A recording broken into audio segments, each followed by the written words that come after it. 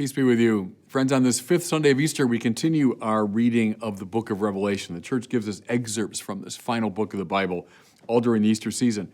Now we leap. Last time we were in chapter 7. For today we leap all the way to chapter 21, which is right toward the end of the book of Revelation, which means the end of the whole Bible.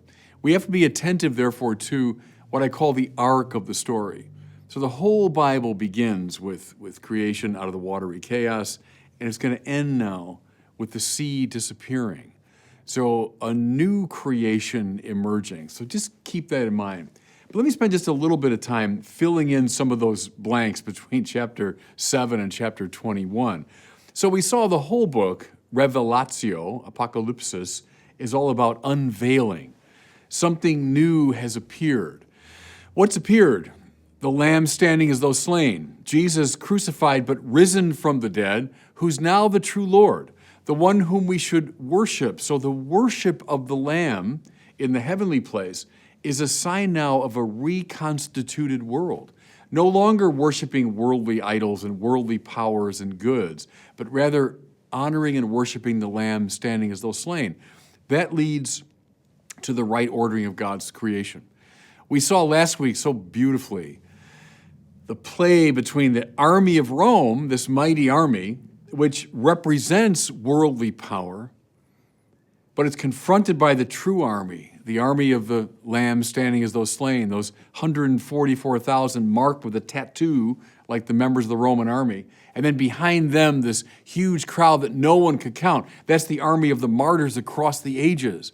So this is the army, if you want, of the new order of things, God's way of ordering things. Now, in between all that and chapter 21, which is toward the very end, there's a lot of destruction in the book of Revelation. We hear about earthquakes and floods and famine and blood and destruction. And people often focus on those sections of the book. You know, when we say something is apocalyptic, we usually mean that section. Let me just make a quick comment about all that. We know from the revelation of Jesus, our God is not a God of violence. It's a God of love, whose whole purpose is to bring us back into friendship with him. That's God's entire purpose. God is not like a raging, alcoholic, dysfunctional parent. So please don't think of it that way. People often take the God of the Old Testament too and say, oh, there's God, this raging, is this rageaholic. No. God has a passion to set things right. You know, sometimes if you come into a room that's just kind of a disaster, let's say that there's been a flood or something, and the room is just a disaster. Well, your purpose is to remake it, to make it beautiful again and habitable again. But what you have to do, you have to destroy a lot of the destruction. You got to get rid of the muck and the mud and the debris and the damaged furniture. And you got to do a lot of the kind of aggressive work just to prepare the room for its restoration. Can I suggest that's a metaphor? That's maybe the rubric under which we can read all these accounts of God's destructive activity. It's God clearing out the debris of the fallen world. Can I put it that way? Sin and death have left behind chaos in their wake. And you can see it. Just look around our culture, look around our world. You see the signs of this, all the debris of that world. God's about the business of clearing that out. Because he's angry and destructive? No. Think of this. A no to a no is a yes. What's God doing? He's saying yes to the new creation. But to do that, he has to say no to the distortions of the old fallen world. Does that make sense? So all of the plagues and the bowls filled with God's wrath and the fire and destruction, think of it as the cleansing, the purifying of the old world.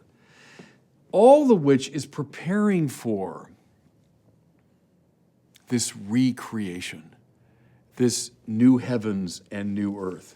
Now, let me just read to you what we have in our passage today. Beginning of chapter 21, listen. Then this is John speaking, the visionary on Patmos. Then I saw a new heaven and a new earth. The former heaven and the former earth had passed away, and the sea was no more. Okay, marvelous passage packed with biblical meaning. Can I suggest we start with that last observation?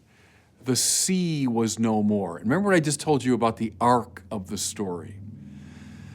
The whole Bible begins when God brings the world, the ordered, harmonious cosmos, into existence. And it says at the beginning of Genesis, his spirit hovered over the tohu vabohu in Hebrew, which means the watery chaos. Out of this watery chaos, God brings the good order of his created world. This becomes now an interpretive key, everybody, for the entire Bible. The tohu vabohu stands for all that's opposed to God's creative intention. And he brings order and harmony out of it. That's God's business. That's God's work. What's the whole biblical story? It's the story of God facing down the reemergence of this tohu vabohu. Think of the story of the flood. We hear about sin now expressing itself all over the earth. Well, that's symbolized in the great waters of the flood. But God sends a rescue operation. Noah's Ark is a place where a microcosm of God's good order can be preserved. It's a microcosm of the good heavens and the good earth, even in the midst of the watery chaos. God sends a rescue operation in the form of a people, Israel. Over and against the tohu vabohu of sin, he forms a people according to his own heart. He gives them law, he gives them liturgy, he gives them covenant, he gives them prophecy. All these are the institutions by which the watery chaos is held off. But yet it reasserts itself, doesn't it? Think of slavery in Egypt. Think of battles against the Philistines and the Assyrians and the Babylonians and the Greeks and the Romans. Those are all expressions of the watery chaos making its way back. But God continues to send a rescue operation.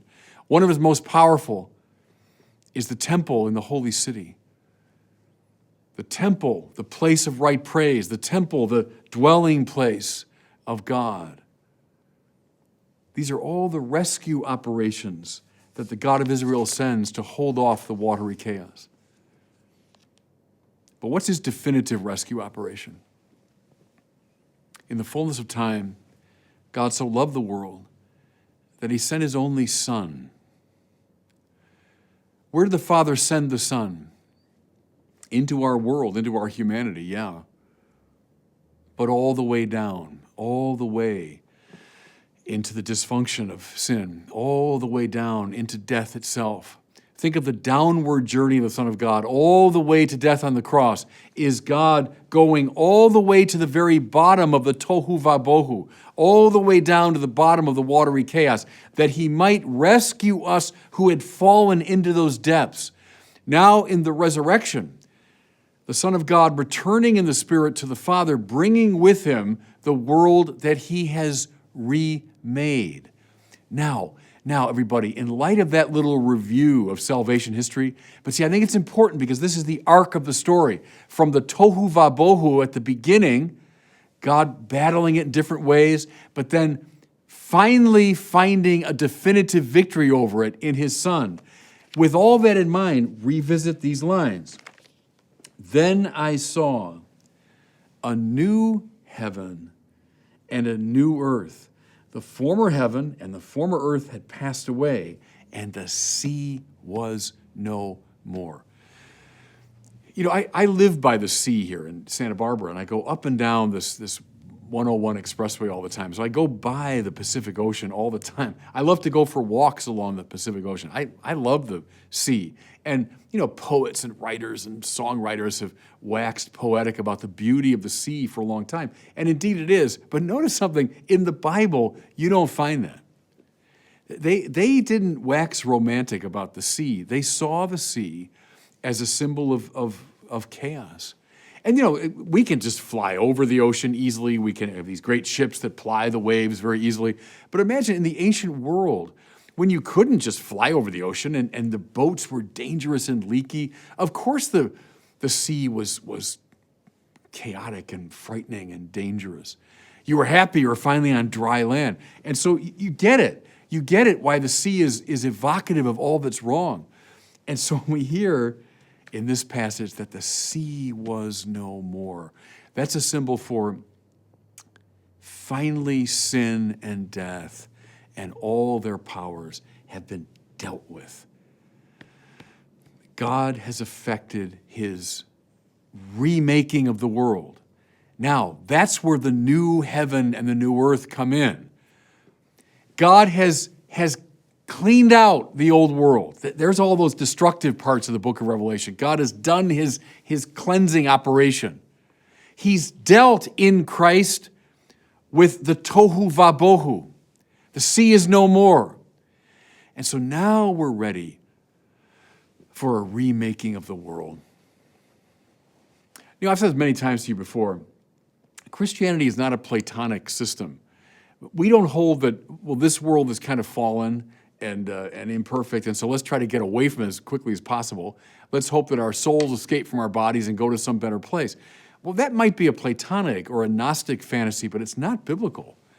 The biblical idea is rather the resurrection of the body, listen now, as part of a renewal of all of God's creation. Go back to the beginning. God created the world and he found it good, and he found the ensemble of it very good. Yes, the tohu vabohu reasserted itself. That's the power of sin and death. But God has fought it, and he finally fought it all the way down. So now the sea is no more. And he's in the position now to make a new heavens and a new earth. Now, I'll leave you with the last thought here because it's really, it's challenging as well as liberating. He's giving us, his followers, the privilege of cooperating with that work. So yeah, it's God's work to deal with sin and death and to remake the world, but he's giving us the privilege. We who are grafted onto his son, listen, we who've joined the army of the Lamb standing as though slain, we've got the responsibility and privilege now of helping to create this new world. We do it by our praise. We do it by our acts of love. We do it by our care for the poor. Beautiful. This is how, everybody, the Bible comes to its fulfillment. God has done his great work. So now let's join forces with him as the new heavens, the new earth are coming into being. And God bless you.